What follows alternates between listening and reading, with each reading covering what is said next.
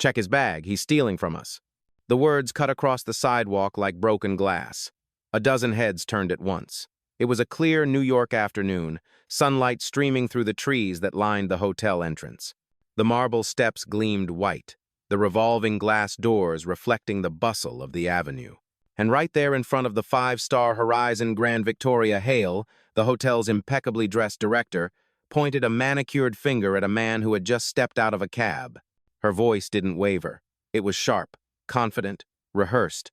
Guests on the steps froze mid-stride, a couple pushing a stroller stopped, and a delivery biker slowed to watch.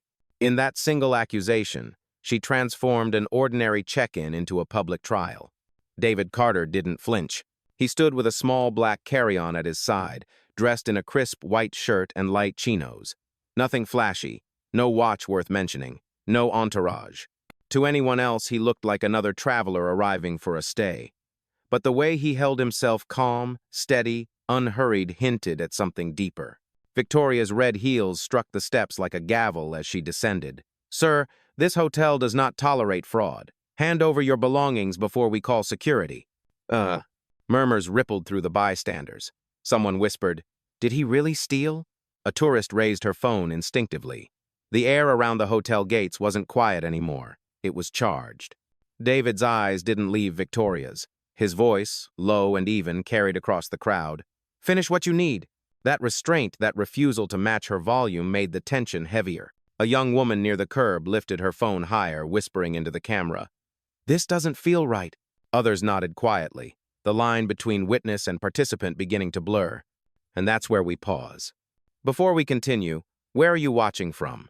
Drop your city or country in the comments below. And if you believe in dignity and justice, hit like and subscribe. These stories spark change. And we're glad you're here. Now, back to David Carter, because what happens next will flip this entire sidewalk upside down.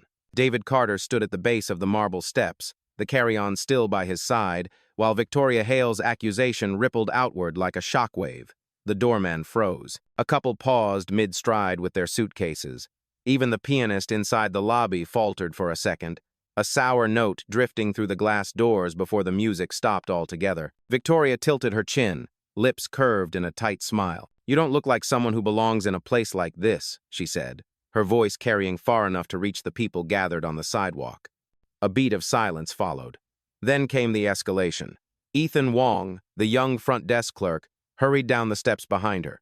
He held a clipboard tight against his chest, his expression a mix of nerves and duty. "Ma'am, should we check his bag?" Victoria snapped before he could finish. "Right now." Two uniformed guards flanked David, their shadows stretching long on the bright stone. One reached toward the zipper of the carry-on. David didn't move.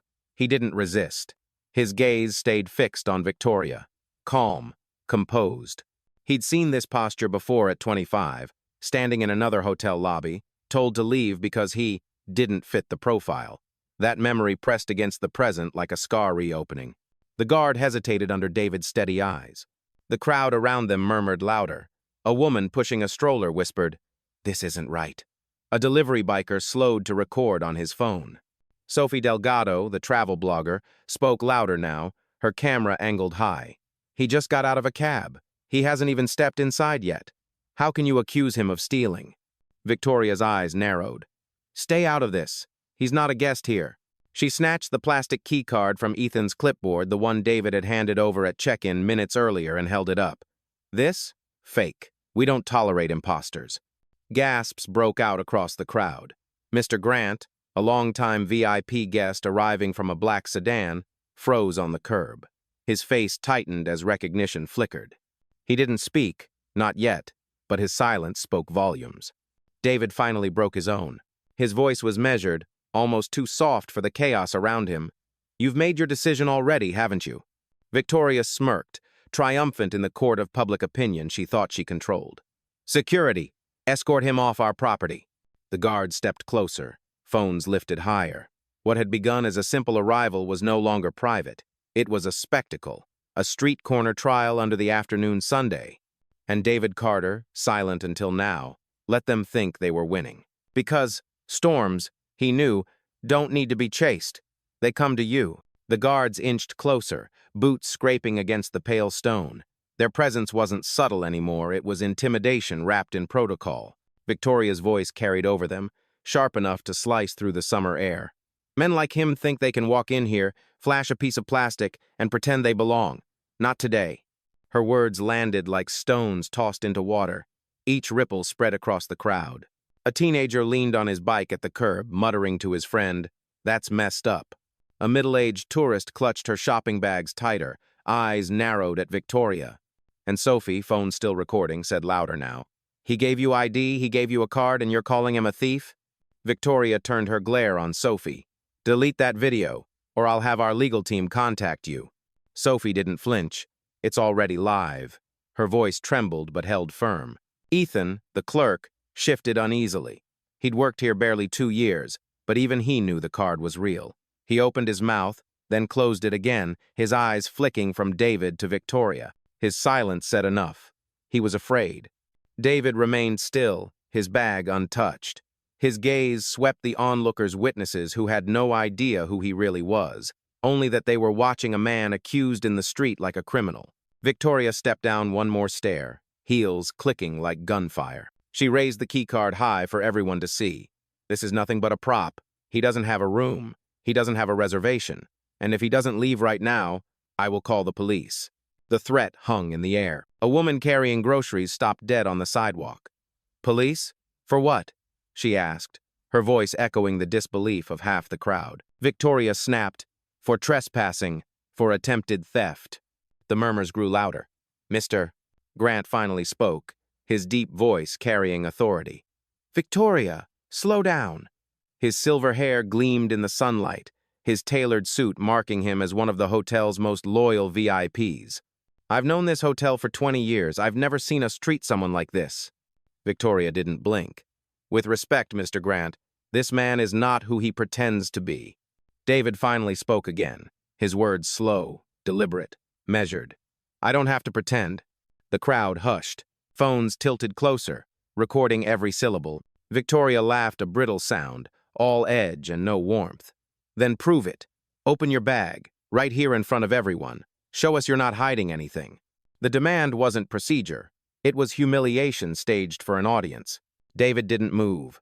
He stood as if rooted to the marble steps themselves, silent but unyielding.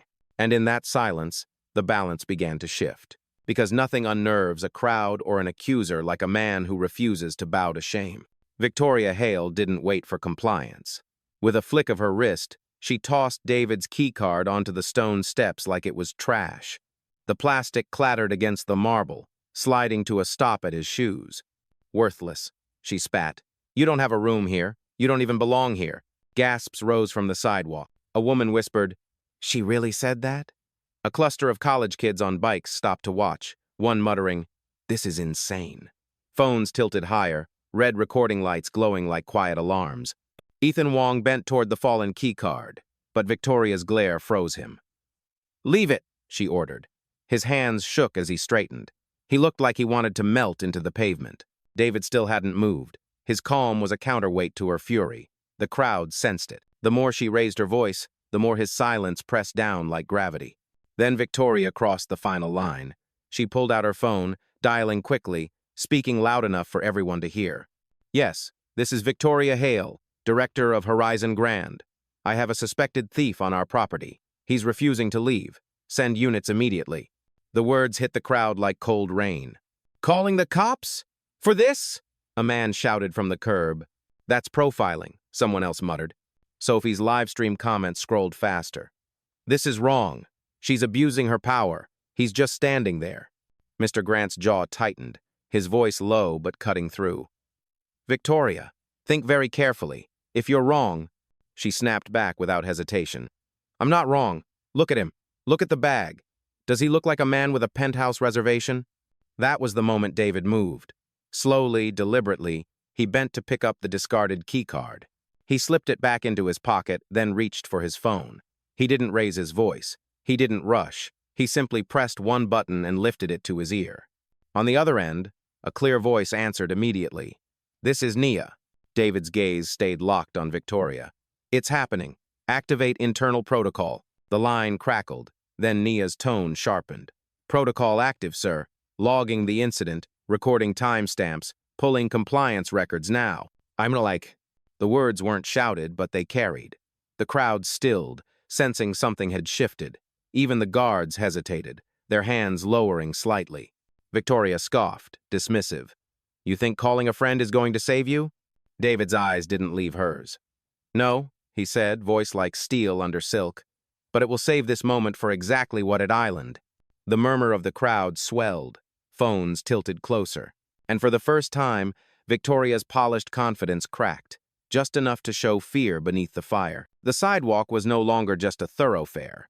It had become a stage. Strangers who minutes ago were rushing to cabs or juggling grocery bags now stood shoulder to shoulder, their attention glued to the confrontation. Victoria straightened her blazer and tried to reassert control. Everyone here is wasting their time. This man is a fraud. Security. Remove him now. But the guards didn't move. Their eyes flicked to David, then to the phones recording every angle. One shifted his weight uneasily, the other folded his arms. That hesitation opened the door for the first crack in Victoria's authority. Sophie Delgado, still live streaming, raised her voice above the murmurs. I saw him arrive. He just stepped out of a cab. He hasn't even gone inside. And you're calling him a thief? This is profiling, plain and simple. Her words found traction. The woman with the stroller pushed forward slightly, her voice steady. I don't know this man, but I know injustice when I see it. She glanced down at her daughter, then back up at Victoria. And I don't want her to grow up thinking this is normal. Gasps and nods spread through the crowd. Phones tilted higher, recording every face, every word. Mr. Grant finally stepped closer, his silver hair catching the sunlight. Victoria, enough, he said, his tone carrying decades of authority. This is not how we treat people. Not in my hotel. Not in any hotel worth its name. For the first time, Victoria faltered. Her smile thinned, her eyes darting to the growing ring of witnesses. But she doubled down. You're all being manipulated. He's lying. People like him always find ways to exploit the system. The phrase hung in the air, people like him. It was all the confirmation the crowd needed. A collective murmur turned into open disapproval. A man near the curb shouted, You can't just say that. Another added, She's out of line. Ethan Wong, the young clerk, finally broke. His voice cracked but carried. I saw his name in the system this morning. Carter, penthouse suite. It's real. The crowd erupted gasps, affirmations, a chorus of, There you go, and, So why is she lying? Victoria spun toward Ethan, eyes blazing. One more word from you and you're fired. But Ethan didn't back down this time. He stepped forward, standing nearer to David than to her. Then fire me, but I won't lie for you. Phones zoomed in, capturing the moment the young employee choosing truth over fear. David still hadn't raised his voice. He hadn't moved an inch. But in the silence that followed Ethan's stand, his presence loomed larger than Victoria's fury. The tide had turned. The crowd wasn't just watching anymore. They were choosing sides. And Victoria, in her heels and perfect hair, was suddenly the one standing on trial. Victoria Hale's polished mask finally cracked. Her cheeks flushed, a faint tremor in her jawline betraying the fury building underneath. She stepped down the last marble stair until she stood level with David Carter, her heels clacking sharp against the stone. Enough of this circus, she snapped, voice rising. He's a fraud, and anyone defending him is complicit. Security remove them both. She jabbed a finger toward Ethan Wong, the young clerk who had dared to speak. But neither guard moved. One cleared his throat, the other shifted uncomfortably, their hands lingering uselessly at their belts. They weren't going to drag a calm guest into the street under the gaze of 24 recording phones. The crowd's response came quickly, emboldened by the hesitation. Are you serious? Someone shouted from the curb. You're abusing your power, another voice rang out. A woman in sunglasses raised her phone higher, narrating for her live audience. Director of Horizon Grand just tried to fire her own staff in public. This is insane. Victoria spun, pointing at the cluster of onlookers. Stop recording! This is private property! But her words fell flat. They weren't in the lobby anymore, they were on the public sidewalk, and the witnesses weren't intimidated. If anything, her desperation only fed the spectacle. Mr. Grant shook his head slowly, his voice stern but calm. Victoria, you've lost the room. Every word you've said is being documented. You need to stop before you destroy your own career." She whirled on him, eyes blazing. "My career? I've protected this hotel's reputation for years. I won't let it be ruined by some imposter pretending to be something he's not." That last line, imposter, landed heavy. The crowd groaned audibly. Someone muttered, "She's digging her own grave." Another laughed bitterly. Imagine humiliating a guest in broad daylight. David Carter remained unmoved, as steady as the stone beneath his shoes. His silence pressed heavier with every passing second. Then, finally, he lifted his phone again. "Naya," he said evenly, "log this moment, every word." Through the speaker, his assistant's voice cut sharp and clear. "Logged, time-stamped, and archived, sir." Huh. The crowd stirred, realizing this wasn't just a man defending himself, this was a man who had systems in place, authority humming beneath the calm exterior. Victoria, rattled but unwilling to yield, crossed her arms tightly. "Log whatever you want. When the police arrive, you'll be in handcuffs, not me." But her voice no longer carried the weight it once had. The balance had shifted. She stood surrounded not by allies, but by witnesses, and every one of them was watching her unravel. And David Carter hadn't even raised his voice. The tension outside the Horizon Grand snapped like a wire pulled too tight. Victoria Hale, her face now flushed with anger, marched forward until she was nearly chest to chest with David Carter. She extended her hand without warning and grabbed the handle of his carry-on. Gasps rippled through the crowd. Someone shouted, "You can't do that." Another voice chimed in, "That's illegal."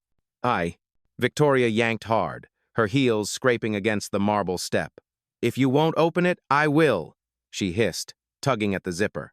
David didn't flinch. His hand remained at his side, his eyes steady on hers. "Take your hand off my property," he said, low and measured, every syllable cutting sharper than a shout. The crowd stirred, recording phones zooming in. A teenager on his bike muttered, "She's crazy." Sophie Delgado's voice rang out, streaming live. "The director of this hotel is physically grabbing a guest's bag right now. Everyone can see this." Victoria ignored them, pulling harder at the bag. But her performance no longer read as control. It read as desperation. Her designer bracelet clinked loudly in the microphone of someone's phone, a metallic reminder that every second was being immortalized online. Then a new voice cut through. "Mister?" Grant stepped forward, his voice commanding in its restraint. "Victoria, release that bag. Now." She spun on him, still gripping the handle. "Stay out of this, Mr. Grant. You're being deceived." But her voice cracked, betraying the first real sign of panic. The young mother with the stroller pushed closer, her tone trembling but resolute. "You don't put your hands on people like that? Not here, not anywhere." Her daughter stared wide-eyed from the stroller, clutching a stuffed bear. And then Ethan Wong, the clerk who had been silent too long, moved. He stepped down the stairs, placing himself between Victoria and David. His voice shook, but it carried, "Let go, Director. His reservation is real. I saw it. I logged it myself." The words landed like thunder. Victoria's grip faltered, her hand trembling on the bag's handle. She yanked once more, weaker this time, then released it altogether. The bag dropped back to the stone with a dull thud. David bent down calmly, lifted the handle again, and brushed a speck of dust from its corner. His silence was heavier than any rebuke. Victoria looked around, but the faces staring back at her were no longer passive. They were hard, judgmental, unforgiving, and every phone lens reflected her unraveling. Still, she tried to recover, straightening her blazer, forcing her lips into a smirk. "All of you think you've seen something real? You've seen nothing yet. When the police arrive, you'll understand." But no one believed her. Not anymore. The bag was back in David Carter's hand, steady and untouchable. He straightened slowly, his movements deliberate, as if even gravity had no authority over him. For the first time, he lifted his gaze from Victoria and turned to the crowd. The sunlight caught the edge of his face, and every phone locked onto him like a spotlight. "Enough," he said. Just one word, but it cut cleaner than any outburst. Victoria flinched. The crowd hushed. He raised his phone again, pressing a single button. "Nia," his voice calm, "escalate protocol. I want every word transcribed, every video mirrored, every witness documented." Her voice came back instantly, firm, professional, undeniable. "Understood. System escalation engaged. Digital backup in progress. Legal team notified. The guards glanced at each other uneasily. The onlookers murmured. Even Mr. Ladegard's Laddercommon. Grant's brows lifted slightly, sensing the shape of something much larger than a simple guest versus director dispute. Victoria tried to laugh, a brittle sound that cracked in her throat. "What are you doing? You think making a phone call makes you powerful?" David turned back to her. His tone never rose, but it carried, amplified by the silence around him. "This isn't a phone call. This is a record, and you've written every line yourself." The words landed like a verdict. Sophie's live stream chat exploded with comments. "Who is this guy? She's finished. Protocol? That sounds corporate level." Victoria's smile faltered. She crossed her arms tightly, grasping for control. "You're bluffing. You're nothing but a guest who lied his way to a card." David's eyes didn't waver. "Then explain why the system already knows my name, why my reservation is tagged with executive clearance, and why your threats are now archived across 3 servers in real time." Gasps rippled through the crowd. Phones tilted higher. Ethan nodded faintly, confirming what he'd seen that morning. "He's telling the truth," he said softly, but loud enough to carry. Victoria snapped, "Shut up, Ethan!" But her voice no longer carried authority. It carried fear. David stepped forward, one measured pace up the marble stairs. The crowd seemed to lean with him, as if the very air had shifted. "You've humiliated me in public. You've tried to strip me of dignity in front of strangers, and you thought my silence meant you were winning." He paused, letting the weight settle. "But silence isn't weakness, it's warning." The crowd erupted gasps, cheers, the clicking of dozens of cameras. Victoria's eyes darted, searching for support, but all she saw were witnesses. Witnesses who no longer believed her. And David Carter, still calm, still collected, was no longer just defending himself. He was taking control. Victoria Hale's bravado was slipping fast. Her arms folded tighter, her eyes scanning the crowd for an ally, but all she found were strangers staring back, phones raised like glowing verdicts. David Carter stood one step above her now, the sun breaking through the trees and casting him in light. His silence stretched until it was unbearable. Then he spoke low, steady, and final. "You want proof?" he said. "Here at Island." He reached into his jacket pocket and pulled out a slim, matte black wallet. From it, he slid a metal access card sleek, embossed with a gold insignia no one in that crowd had ever seen. He held it up just long enough for the cameras to catch before pressing it against the glass sensor at the hotel's entrance. Beep. The doors unlocked instantly, glowing green. A ripple moved through the crowd. Ethan's jaw dropped.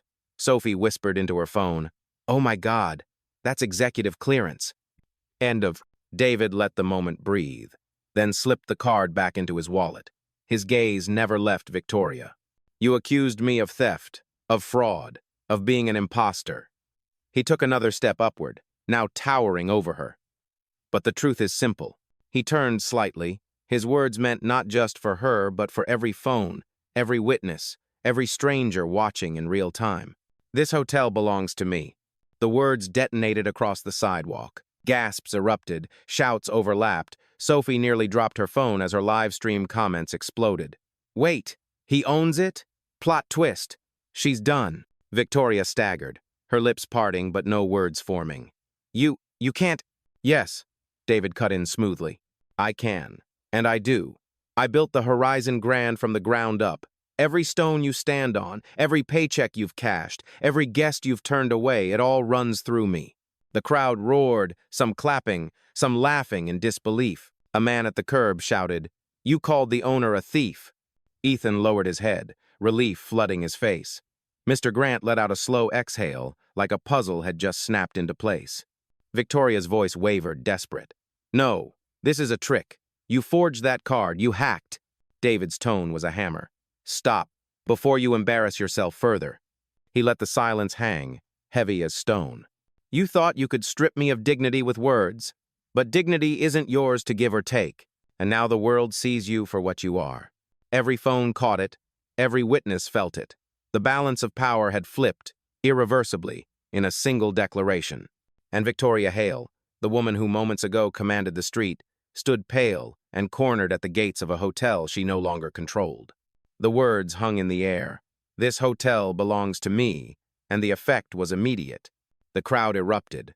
Applause broke out from the sidewalk, scattered at first, then swelling into a wave. Some laughed in disbelief, others shouted in vindication. A teenager spun his phone around to his own stunned face, yelling into his live stream, "He's the owner! She called the owner a thief!" Ethan Wong's face drained of color. His clipboard nearly slipped from his grip. "Oh, God," he whispered, knowing his silence had carried him too close to complicity. Still, relief flickered in his eyes. He had spoken up before it was too late. Mr. Grant gave a solemn nod, his voice steady. "I knew something was wrong the moment she opened her mouth. David Carter, I should have recognized you sooner." His admission spread like gasoline on the fire, confirming everything for the bystanders.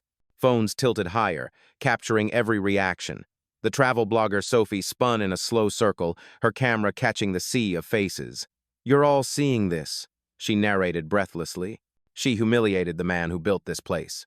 Victoria Hale looked around wildly. Her polished composure was gone. Her arms, once folded in confidence, now hung stiff at her sides. Color drained from her cheeks. She tried to speak, but nothing came, just fragments. Half-syllables drowned out by the roar of voices around her. The two guards, moments ago prepared to drag David away, lowered their hands and stepped back. One muttered under his breath, "We almost laid hands on the boss." The young mother pushed her stroller closer to the steps, clapping softly with one hand. "Show her," she said. "Show them all." Her daughter clapped too, mimicking her mother, the sound tiny but piercing. And in that moment, Victoria Hale wasn't the director of anything. She was a spectacle, recorded, condemned, cornered, while the man she tried to erase stood taller than ever, backed not by titles alone but by the undeniable power of truth in the open air. The clapping died down just enough for David Carter's voice to carry. He stood on the marble steps, one hand still resting on the handle of his bag, the other holding his phone like a gavel. "Nia," he said evenly, never breaking eye contact with Victoria, "initiate termination protocol." The line was crisp, unflinching. "Understood, sir. Confirm name?" David's tone was ice. "Victoria Hale. Effective immediately." A stunned hush fell over the crowd. Phones caught every word. Ethan froze, eyes wide, while the guards stepped back further, as if the air around David now carried an invisible barrier. Nia's voice came back, loud enough for every microphone nearby to capture. "Termination logged. Hale's credentials revoked. Her access to Horizon systems is permanently disabled." Right then, the phone on Victoria's wrist buzzed violently. She looked down in horror as her staff ID app flashed red access denied. The tiny sound of denial seemed louder than her voice had all day. Gasps rippled through the witnesses. A man near the curb whispered, "She just got fired in front of everyone." Another shouted, "Justice served." Victoria staggered back a step, her red heels wobbling against the marble. "You can't do this! Not here, not like this!" David's reply was calm, devastating in its restraint. "I just did." The words landed like a verdict. No raised tone, no theatrics, just finality. Sophie swung her camera back to her own face, her voice trembling with awe. "He terminated her. Live, in front of the entire block." Mr. Grant crossed his arms and shook his head, not in anger at David, but in disbelief at Victoria's downfall. "I warned you," he muttered. Victoria's hands shook, grasping for her phone as if she could undo the damage, but nothing worked. She was locked out, stripped of authority, powerless before the man she had accused only minutes earlier. David Carter stood tall, the sunlight framing him like a verdict from the sky itself. And for the first time since the confrontation began, the street was silent, not out of fear, but out of respect. For a long moment, no one moved.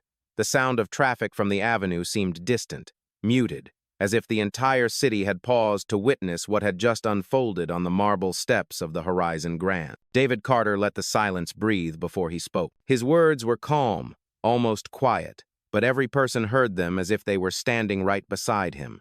"You thought silence meant weakness," he said, his gaze still locked on Victoria. "But silence was the test, and today you failed."